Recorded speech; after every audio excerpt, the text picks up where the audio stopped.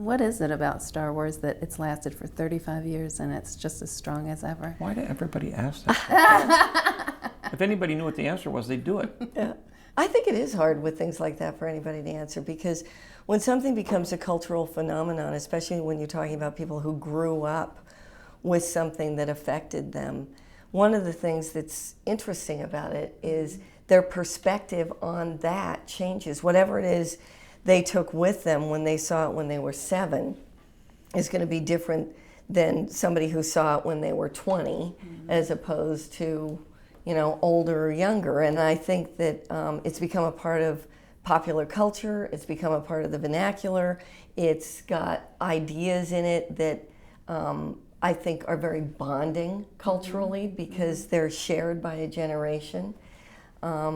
You don't ever really know why that happens. That, I think, is why the word that explains it is phenomenon, because it is a collision of things that you can't necessarily explain, that George created, that spoke to people. They related to it in some way. It hits something deeper than themselves. Well, it's based on human behavior, human psychology, you know, mythology, which is the sort of archaeology of human behavior and thinking.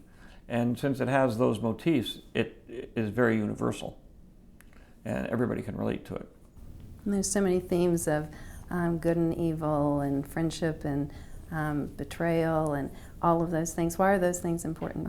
The whole notion of dark and light, and the idea that everybody recognizes the choices they make throughout their life can be influenced even within themselves to that degree, that I think that that's fascinating. I mean, we're used to seeing stories about heroes where it all ends up being great in the end. Well, that isn't necessarily life. And I think that, again, that's what George explored with the dark and light of aspirational ideas. It's about good and evil in us, as well as our institutions. So, and the idea that some of us think we're really great people, but in the real world we're not.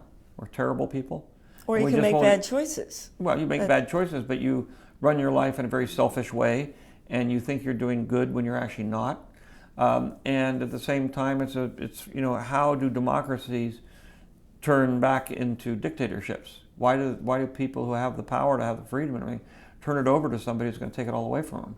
It's happened through history forever and ever, and all Star Wars is a way of updating that idea to say, watch out, because there are people out there who don't play by the rules, and if you're not careful, you're going to lose all your freedom.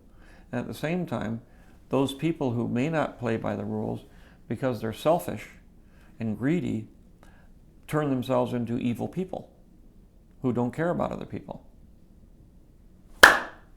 There you go. The essence Playing of Star out Wars. today. Yeah.